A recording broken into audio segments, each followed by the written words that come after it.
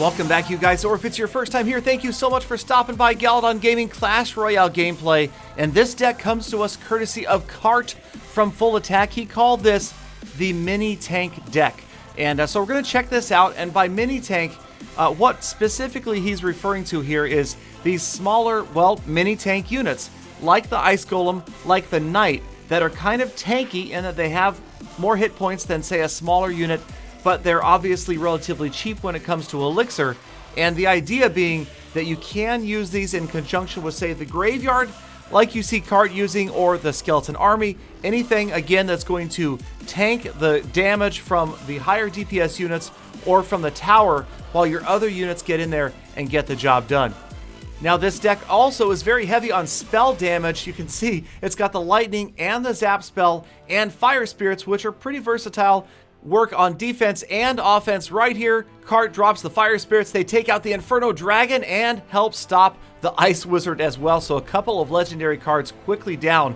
And you can see his opponent's deck full of legendary cards and the Mini P.E.K.K.A. and the Royal Giant. So maybe not the ideal deck for stopping the Graveyard. And I have to admit, a lot of times in battles in this game, it comes down to matchups. If you get a deck that's just not prepared for your deck, you're going to see success. And a lot of times players feel like maybe the game unfairly pairs them with the ideal counter deck to their own. I don't really believe in conspiracy theories, so I really don't think that's the case. I think that it's just luck of the draw, or sometimes bad luck of the draw. And occasionally, I will get in these win streaks with, say, a bait-style deck that I just over and over and over am wiping players out. And then other times I will lose 2, 3, 4 battles in a row using that exact same deck, and it really comes down to what I'm facing. And of course, the skill of the opposing player. A lot of people always ask me, Galadon, what deck works at Arena 6, Arena 7, Arena 5? Give me a good Lumberjack deck. What's a good Royal Giant deck? And the answer is that there isn't really any one ideal deck that is always going to work. You have to take into account your own playing style. Do you prefer to play fast, slow? Do you like using structures that generate units, siege decks, whatever it is? The one piece of information, the one piece of advice that I would have to give as a pretty average Clash Royale player would be to always just play slowly. Whatever it is, always try to conserve your elixir. Don't focus on being aggressive. Wait for that opportunity that where you've stopped the opponent's push and you can get in there with your own counter. Now check out on the left-hand side right there, the Knight was tanking the tower damage while the skeletons from the graveyard went to work. Cart almost gets another tower down, and he's going to need it. He's going into overtime having lost that tower, and check it out! One hit point left on the tower. Thumbs up from Cart. He knows this one's all over. Just a matter of getting any sort of damage or just maybe breathing heavily on the tower. There it is, the miner with the last shot. Thumbs up from his opponent, and he grabs the 2-1 win. So Cart really kind of showing how it's done with this mini tank style deck. And we're going to watch one more battle from Cart first, and then I'm going to get out there and try it on my own. Now, the thing about this deck that I really don't care for that much is the fact that you don't have any sort of defensive structures. And I don't know, maybe it's a crutch that I feel I need, but when you're dealing with units like Lobhounds and Golems, there's the Golem, and we're going to see exactly how Cart does this and counters this Golem without getting wiped out. Now, personally, I'm wishing for an Inferno Tower right here, maybe at least Barbarians. Skeleton Army works great as long as your opponent doesn't have a Zap spell ready. The Zap spell finally gets up, but not until the Golem's down into Golemites. That is going to slow down the amount of damage that Cart takes on that left tower. In fact, the last couple of skeletons finish off that Golem, and he takes almost no damage whatsoever. The Ice Golem on the right-hand side did a great job of tanking the damage from that incoming Mega Minion. So once again, you're seeing exactly what we're talking about here. The Ice Golem and the Knight doing a great job at distracting other units. There, the Knight pulls the dragon away, but here comes another Golem. So we're going to watch Cart have to stop this Golem, and this one deployed a little bit further forward in front of the tower. And again, it's going to be the Skeleton Army coming from the side. Again, though, the Zap and the Log are both there. The Log takes out the Golem, this time before it falls into Golemites. And now the defensive Graveyard, not always effective, but it looks like it's going to slow things down just a bit. keeps that Mega Minion busy as well. And sure enough, losing about half the tower, Cart gets out from under that golem and is going to try to put together a counter push of his own. He's about 4 elixir ahead of his opponent right here. In comes the knight, works on the archers, and turns the dragon around. So a great move from the knight. Now the miner could also be considered a mini tank. He does have quite a few hit points compared to other units.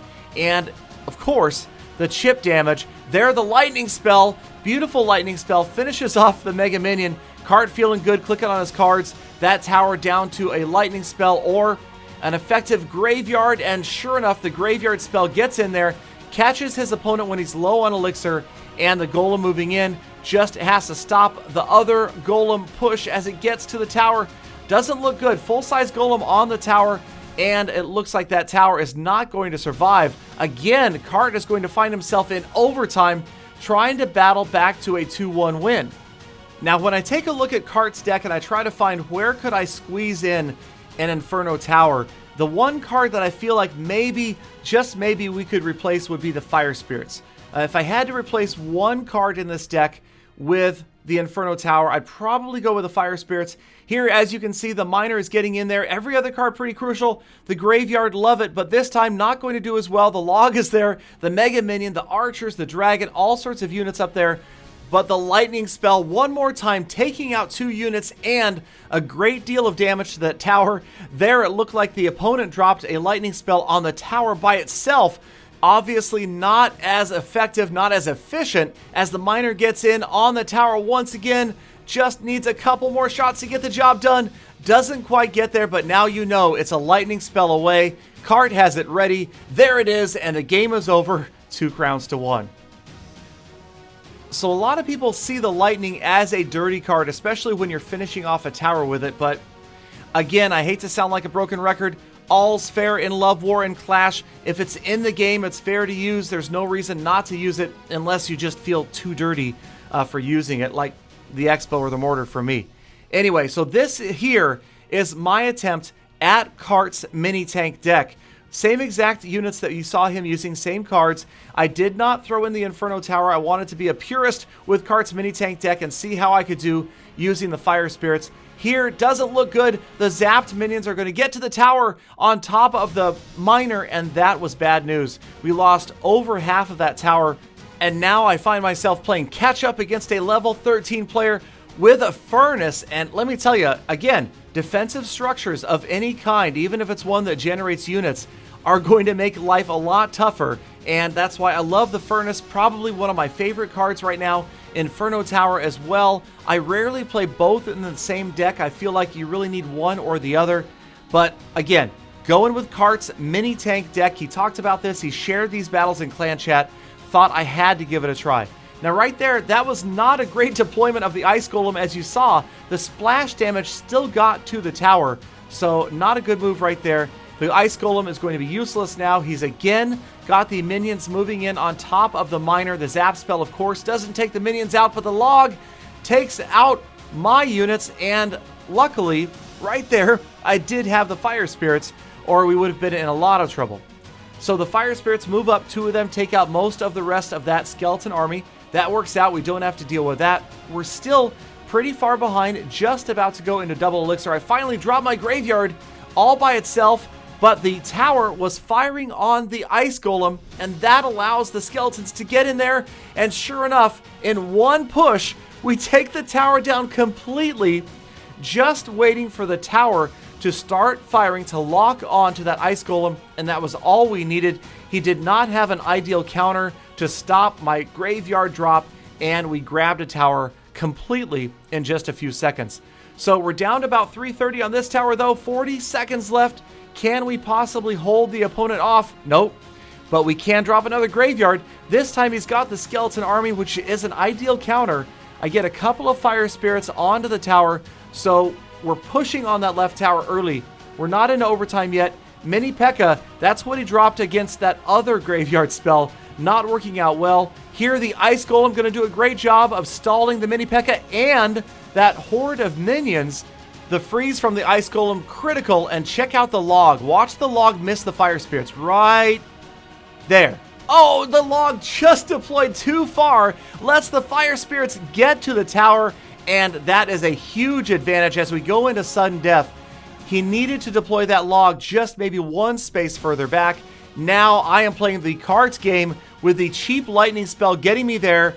The miner finishing the job. Here it goes. The 2-1 overtime win with the mini tank deck.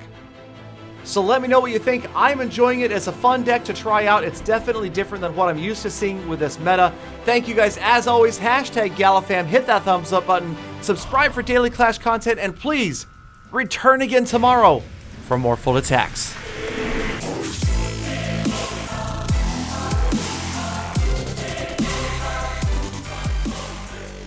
Galidon. If I've said it once, I've said it 1,000 times. The meta doesn't matter.